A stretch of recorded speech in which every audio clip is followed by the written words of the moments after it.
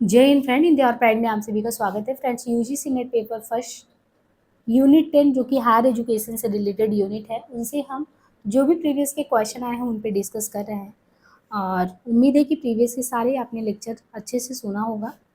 देखिए, विश्वविद्यालय स्तरीय पाठ्यक्रमों के अनुमोदन के लिए औपचारिक प्राधिकारी कौन है?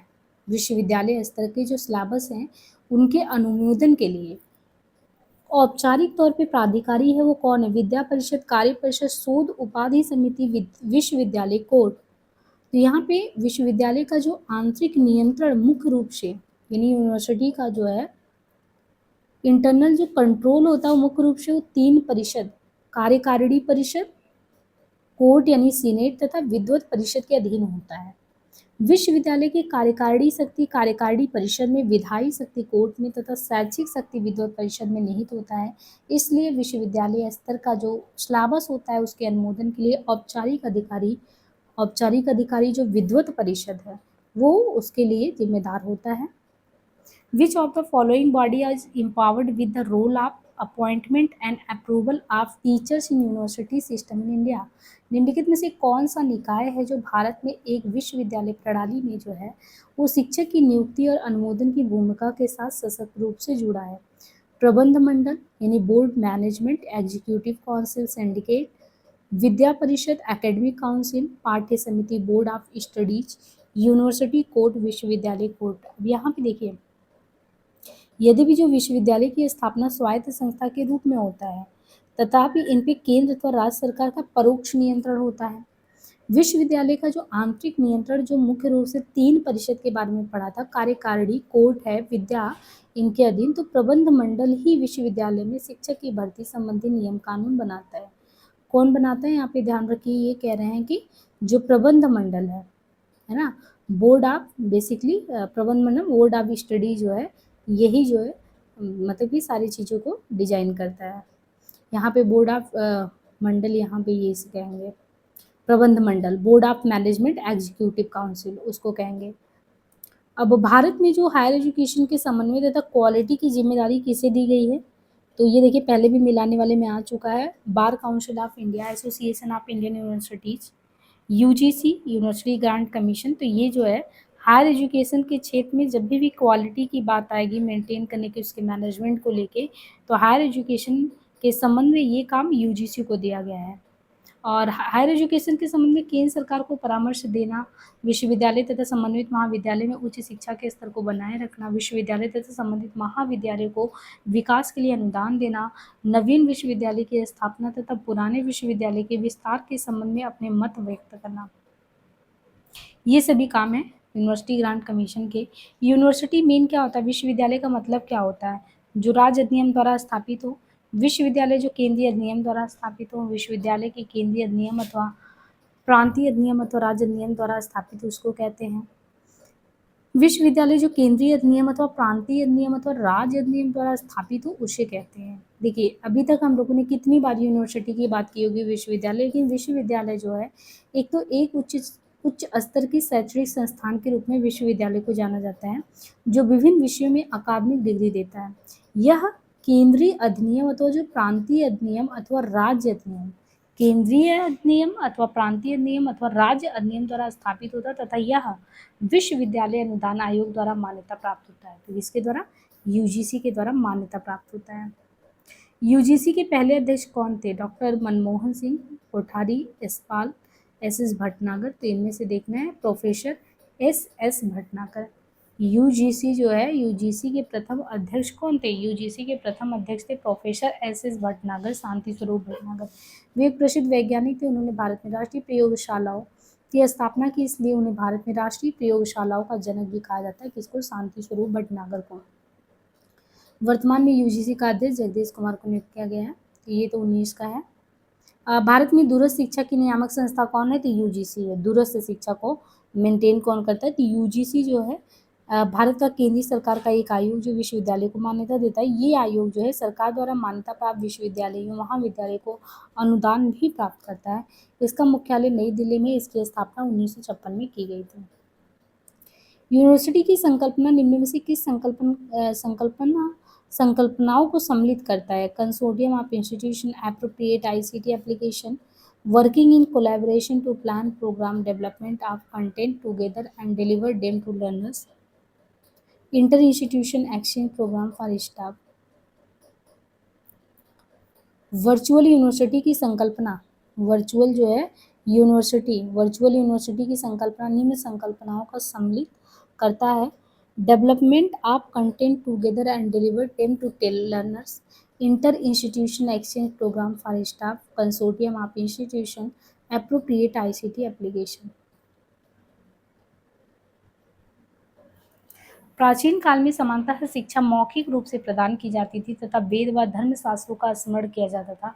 बाद में जो विषय पढ़ाए जाने लगे वे कैसे हैं, तो पहले ये बता रहा है कि जो एजुकेशन का सिस्टम था उसमें मौखिक रूप से जो स्टूडेंट होते थे वो याद कर लेते थे, और बाद में जो विषय पढ़ाए जाने लगे वे कौन से हैं, जो वहाँ पे बाद में पढ़ाया जाने लगा उसमें क्या है, भाषा, खगोल विज्ञान, गणित, ऐसे कौन से वो हैं। तो देखिए प्राचीन काल में समानता जो है शिक्षा एक बात तो है कि मौखिक रूप से दिया जाता था, बाद में वेद व धर्मशास्त्रों का स्मरण किया जाता था। बाद में जो विषय पढ़ाए जाने लगे वो वहाँ पे व्याकरण व्याकरण को और व्याकरण के अलावा जो है पढ़ाया जब जाने लगा तो व्याकरण है, संस्कृत और ज्योतिष है। The purpose of higher education is to promote among students the ability related to। उच्च शिक्षा का उद्देश्य विद्यार्थियों में निम्न से संबंधित योग्यताओं का उन्नयन करना है। मतलब हायर एजुकेशन के थ्रू हम स्टूडेंट को क्यों पढ़ाते हैं, उससे क्या ही निकल के आएगा, तो उनके अंदर क्रिटिकल इवेल्युएशन चीज़ें इवेल्युएट करने के बाद क्रिएटिव थिंकिंग आ जाएगा, इंटरेक्टिव स्किल आ जाएगा। तो यहाँ पे देखिए अगर हम जो स्टूडेंट को हायर एजुकेशन में उस योग्य बना रहे हैं तो क्रिटिकल इवेल्युएट करना सीख जाएं, कुछ क्रिएटिव थिंकिंग उनके दिमाग में कुछ नया है। तो उच्च शिक्षा का उद्देश्य जो है विद्यार्थियों में क्या होता है, निम्न योग्यताओं का उन्नयन करना होता है। एक तो उसके अंदर आलोचनात्मक मूल्यांकन, दूसरा सृजनात्मक। इसका अर्थ है कि किसी कथन या वस्तु के मूल्यांकन का अंकन। आलोचनात्मक यानी इनका अर्थ है कि किसी भी कथन या वस्तु के मूल्यांकन का अंकन या निर्धारण। सृजनात्मक में श्रीमती आर के शर्मा के अनुसार सृजनात्मक चिंतन का मतलब मस्तिष्क उद्वेलन की उस प्रक्रिया से जिसमें किसी एक विषय पर अनेक प्रकार के विचार उत्पन्न हो। वैदिक युग में वह औपचारिक समारोह संस्कार जिसमें शिष्य अपने माता पिता के घर को गुरु के लिए छोड़ देता था उसको क्या कहलाते थे। पहले होता था जो शिक्षा के लिए आपको सब कुछ त्याग कर फिर जाके पढ़ना पड़ता था, उसको उपनयन, न्याय, ब्रह्मवादिनी, आरण्यक क्या कहते थे। एक संस्कार होता था वैदिक युग में, जब सब कुछ छोड़ के आपको शिक्षा ग्रहण करने के लिए गुरुकुल वगैरह में जाना पड़ता था तो उसको क्या कहते थे, उपनयन, है ना, उपनयन कहते थे। उपनयन संस्कार जो है वो हिंदू धर्म के जो 16 संस्कार हैं उसमें कौन से नंबर पे आता है, 10वां संस्कार। इसे यज्ञोपवीत या जनेऊ संस्कार भी कहते हैं। और अरण्य क्या है, ये हिंदू धर्म के पवित्रतम और सर्वोच्च ग्रंथ वेदों का गद्य वाला खंड है। ये वैदिक वांग्मय का तीसरा हिस्सा है, इसमें दर्शन और ज्ञान की बातें लिखी हुई हैं, कर्मकांड के बारे में ये चुप है। ब्रह्मवादिनी क्या है, उपनिषदों में वर्णित ज्ञान वेदिनी विदुषियों स्त्रियां जो है उनको ब्रह्मवादिनी कहते हैं। निम्न में से प्राचीन भारत का कौन सा अध्ययन केंद्र अब पाकिस्तान में, तो ये देखिए पहले भी आ चुका है, तक्षशिला जो है प्राचीन भारत में। यदि देखें तो प्राचीन भारत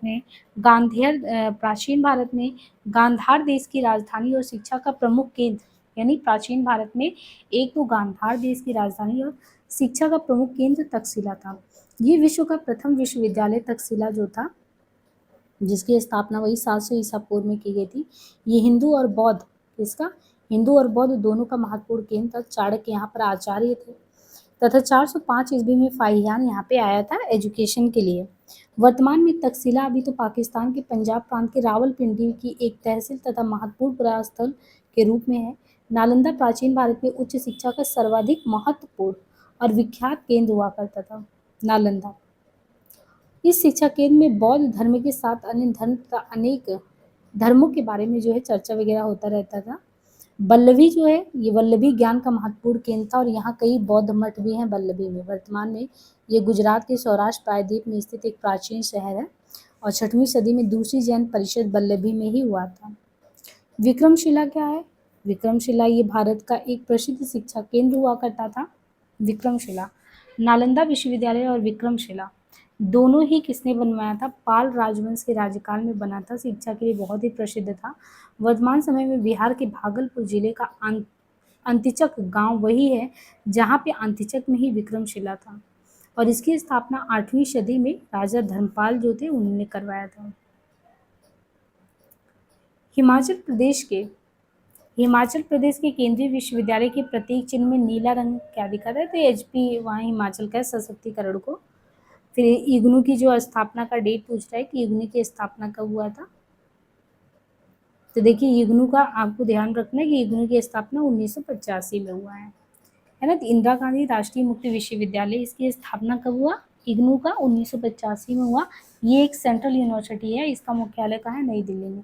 दुनिया का सबसे बड़ा विश्वविद्यालय है। इस विश्वविद्यालय का उद्देश्य कि दूरस्थ पद्धति के माध्यम से हायर एजुकेशन को कैसे पहुंचा के लोगों के अंदर समानता का भाव जागृत किया जा सके, मुक्त शिक्षा एवं दूरस्थ शिक्षा प्रणालियों को संवर्धित एवं समायोजित करना एवं उनके मानकों का निर्धारण करना।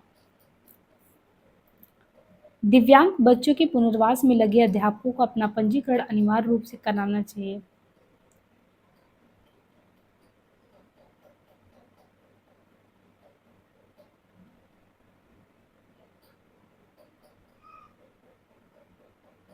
हाँ, तो यहाँ पे देखिए RCI होगा, दिव्यांग बच्चों के पुनर्वास में। जो दिव्यांग बच्चे हैं, तो दिव्यांग बच्चे के पुनर्वास में लगे अध्यापकों को अपना पंजीकरण अनिवार्य रूप से रिहैबिलिटेशन काउंसिल ऑफ इंडिया से कराना चाहिए। भारतीय पुनर्वास परिषद RCI को 1986 में पंजीकृत समाज के रूप में स्थापित किया गया। सितंबर 1992 को RCI अधिनियम संसद द्वारा अधिनियमित किया गया था और यह 22 जून 1993 को एक सांविधिक निकाय बन गया।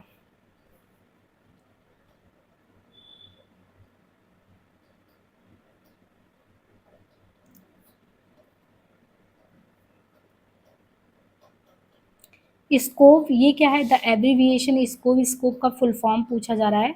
Standing committee of vocational education, supreme court ordinance.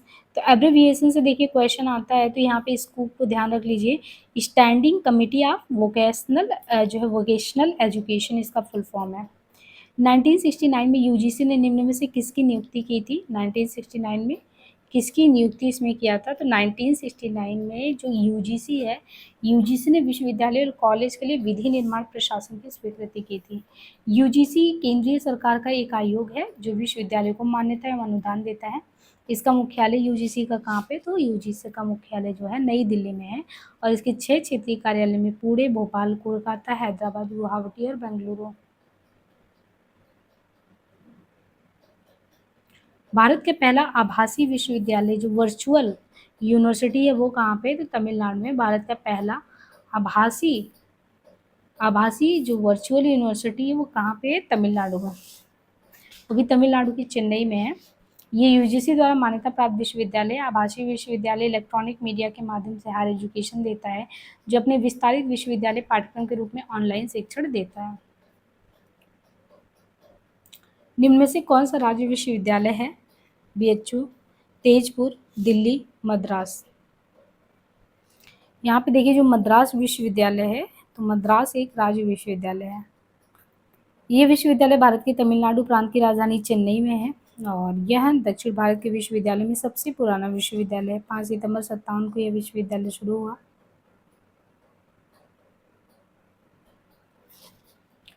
शब्द यूनिवर्सिटी की उत्पत्ति एक लैटिन शब्द यूनिवर्सटाज से हुआ है, जिसका क्या मतलब होता है?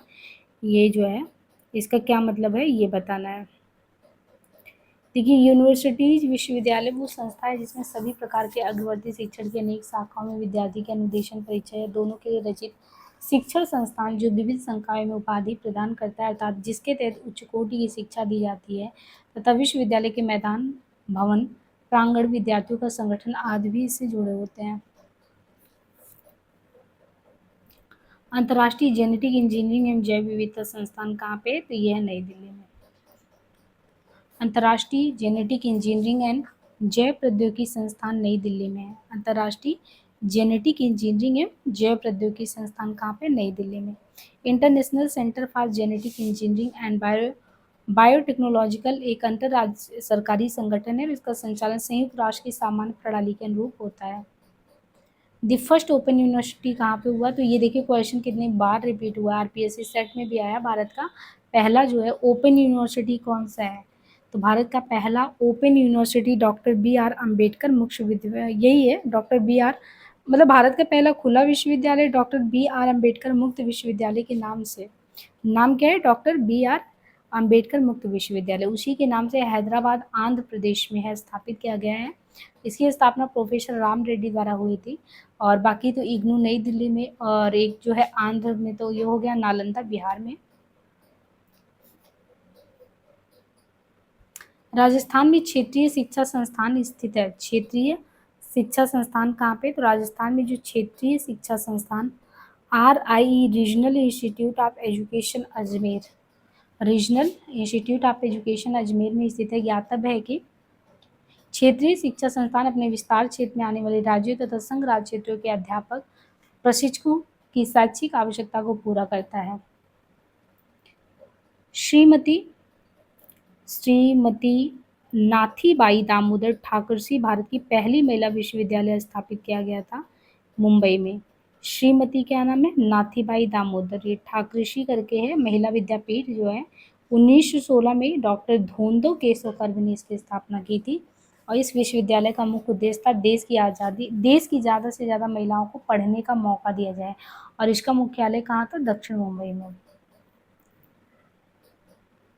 भारत में प्रथम जनजाति विश्वविद्यालय कहाँ पे स्थापित किया गया? तो जनजाति विश्वविद्यालय मध्य प्रदेश में। UGC 2009 के अनुसार भारत में खोले गए नए केंद्रीय विश्वविद्यालय की संख्या कितनी है?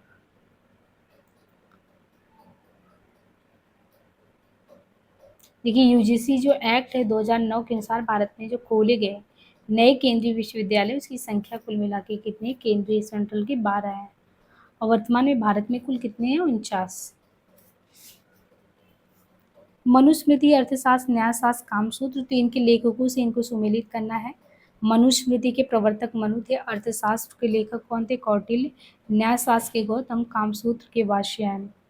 उपयुक्त विकल्प में न्यायशास्त्र के प्रवर्तक जो है गौतम है, भरत मुनि के नाट्यशास्त्र, मनुस्मृति जो कि हिंदू धर्म का प्राचीन धर्मशास्त्र है, मनुस्मृति, अर्थशास्त्र कौटिल्य के द्वारा मौर्य काल में रचित अर्थशास्त्र शासन के सिद्धांतों की पुस्तक है, कामसूत्र भारत की एक प्राचीन काम शास्त्र ग्रंथ है।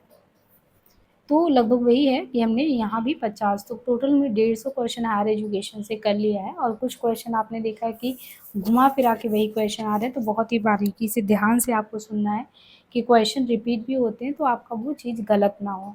आगे सेशन आते रहेंगे, आप प्रीवियस के जो लेक्चर हैं उनको देखते रहें। चैनल पे आपको लगभग सारे जो यूनिट है उनको कराया गया है, हालांकि उसको हमने पहले कराया था, तो आप प्लेलिस्ट में जाके उनको देखें। सारे लगभग यूनिट कराए गए लॉजिकल रीजनिंग को छोड़ के, या मैथमेटिकल और लॉजिकल रीजनिंग को छोड़ के। धन्यवाद।